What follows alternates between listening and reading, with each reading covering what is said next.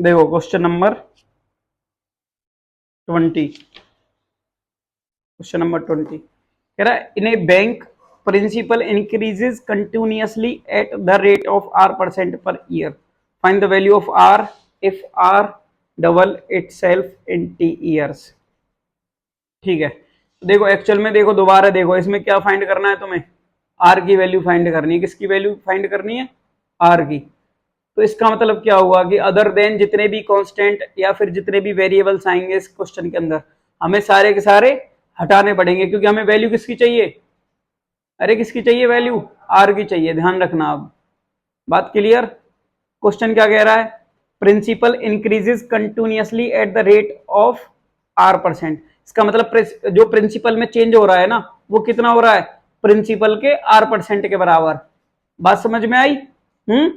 ये क्वेश्चन है, पहले क्वेश्चन को समझा करो क्या कह रहा है question.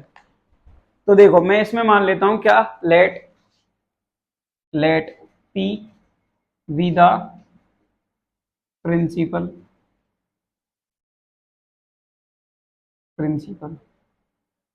Eight any time T।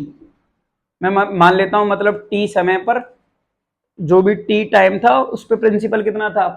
P था। ये मैंने मान लिया, लेट कर लिया है। ठीक है, अभी मैंने तुम्हें बताया कि प्रिंसिपल में जो चेंज हो रहा है ना वो किसके बराबर हो रहा है? R% के बराबर हो रहा है। प्रिंसिपल के R% के बराबर हो रहा है। तो देखो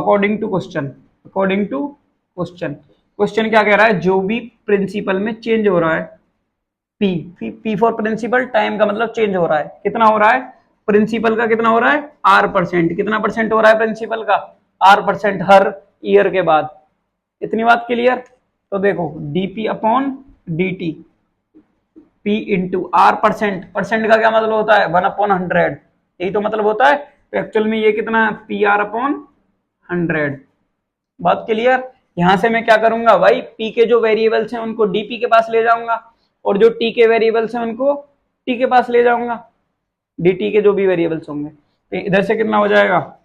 dp अपॉन p बराबर कितना होगा?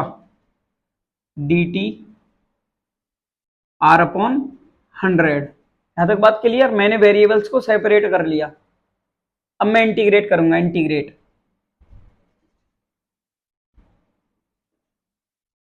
By integrating. तो ये कितना होगा? dp upon p, r upon 100 तो कांस्टेंट है ना, क्योंकि देखो यहाँ पे dt है ना, dt के रेस्पेक्ट में r तो कांस्टेंट ही रहेगा। तो r अपॉन 100 बाहर रख लिया, इंटीग्रेट इसका 1 का dt के रेस्पेक्ट में। ये कितना होगा? 1 अपॉन p, dp का 1 अपॉन p। बताओ क्या होगा इसका इंटीग्रेशन? log p। इतनी सेमी सेमी क्यों बता रही है? वंशिका तूने क्यों नहीं बताया? Are you getting lost in the question और समवेयर एल्स? देखो तो कितना हो जाएगा? log p बराबर r अपॉन 100 t। भाई 1 का dt के रेस्पेक्ट में कितना होगा? t होगा। एक कांस्टेंट आ जाएगा, कौन सा? c1 मान लेता हूं मैं कांस्टेंट। यहां से क्या करूंगा, देखो मैं यहां से ये कर रहा हूं कि जो log है ना इसको इधर ले जा रहा हूं, एंटी लॉग ले रहा हूं। ये कितना हो जाएगा? p बराबर e की खोपड़ी पर बैठ जाएंगे दोनों जाकर, यही तो होगा। जो log होता है ना इधर जाके वो एक्सपोनेंशियल बन जाता है। तो देखो इसको क्या लिख सकता हूं मैं, यहाँ देखो इसको लिख सकता हूं p बराबर e r upon 100 t into e c1। अरे बताया था मैंने, देखो पावर प्लस में इसका मतलब बेस किस में होंगे? मल्टीप्लाई में होंगे, यही तो बताया था। और देखो ये तो e की पावर c1, e एक कांस्टेंट होता है, उसकी कुछ ऐसी मतलब वैल्यू होती है 2.7 कुछ कुछ होती है। और देखो उसकी पावर कितनी है? कोई भी कांस्टेंट है, कांस्टेंट की पावर कांस्टेंट, तो आंसर कितना आएगा? कांस्टेंट ही तो आएगा। तो मैं इसको कोई नया कांस्टेंट c मान लेता हूँ। तो इतना, ये कितना हो जाएगा? p बराबर e की power r upon 100 into T into C. Clear बात? इसको मानो इक्वेशन नंबर 1। अब मैंने तुम्हें बताया क्वेश्चन में तुम्हें क्या फाइंड करना है? आर फाइंड करना है, रेट ऑफ चेंज फाइंड करना है। इसका मतलब ना तो हमें क्वेश्चन में पी की जरूरत है ना सी की जरूरत है। बात क्लियर? हम्म। तो देखो कैसे एलिमिनेट करेंगे। अब इसके लिए तुम्हें क्वेश्चन में कुछ चीज गिवन होती हैं, जैसे तुम वैल्यूज पुट करके इन कांस्टेंट को, या फिर मैं बोलूं फालतू के जितने भी आर्बिट्रेरी वेरिएबल्स हैं इनको बाहर कर सकते हो। कैसे देखो, क्वेश्चन में कह रहा है क्या कि find the value of R if R 100 doubles itself in 10। ठीक है, इसका मतलब देखो पहले क्या था, कह रहा है कि 100 रुपए हैं हमारे पास। कितने रुपए हैं? 100 रुपए, जो 10 साल में दोगुने होकर 200 हो रहे हैं। इसका मतलब जब टी मतलब शुरुआत में बोलूं बिल्कुल इनिशियली जब टी 0 है, तो प्रिंसिपल कितना है उसका? अरे बताओ, दोबारा सुनो। वो कह रहा है कि अभी मेरे पास 100 रुपए हैं, 10 साल बाद दुगने हो जाएंगे, 200 हो जाएंगे। ठीक है, तो अभी कितने हैं शुरू में? जब टाइम में कुछ मतलब कुछ साल बाद की नहीं पूछ रहा, अभी की पूछ रहा हूं। इंस्टेंट कितने? 100। इन वैल्यूज को इक्वेशन नंबर 1 में पुट करना है। क्या करना है?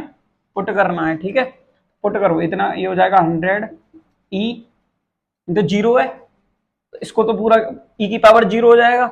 ई की पावर 0 कितना होता है? 1 होता है। तो इधर से सी की वैल्यू कितनी आ गई? 100 आ गई। अब इसकी इस वैल्यू को इक्वेशन नंबर 1 में पुट करेंगे। अरे बताओ, करो पुट। कितना हो जाएगा? P बराबर E R upon 100 into T, sorry, हाँ ये हो जाएगा। बात क्लियर? अभी भी हमें क्या हटाना है? देखो एक काम तो हमारा हो गया कि C हट गया। अब क्या हटाना है? P और हटाना है, क्योंकि हमें तो R चाहिए। तो देखो R कैसे हटेगा। अब मैंने बोला कि 10 साल बाद, कितने साल बाद? 10 साल बाद जो प्रिंसिपल है ना वो दुगना हो जाएगा। प्रिंसिपल शुरू में कितना है? 100 रुपए है। दुगना होकर कितना हो जाएगा? 200 रुपए हो जाएगा। ठीक है, तो ये कितना होगा? 200 बराबर R upon 100 into T. T की वैल्यू है ना 10 इंटू 100। ये एक जीरो से एक जीरो कैंसिल हो जाएगा, इधर बचेगा 200। चाहिए इससे कितनी बार कट जाएगा? 2 बार। तो रह जाएगा ई अपॉन इतना, सॉरी आर अपॉन 10। इतना ही तो रहा, इतना ही तो रहा। तो देखो अब मैं दोबारा ई को इधर लाऊंगा तो ये कितना हो जाएगा? log 2, और ये हो जाएगा आर अपॉन 10। अब 10 तो यहाँ डिवाइड कर रहा है, इधर जाके क्या करेगा? मल्टीप्लाई। और देखो log 2 की वैल्यू क्वेश्चन में गिवन है क्या? क्वेश्चन में गिवन है log 2 की वैल्यू, पुट कर देंगे आंसर। समझ में आया? पक्का? चलो हटो, तुम मत हटो, मैं हट जाता हूँ।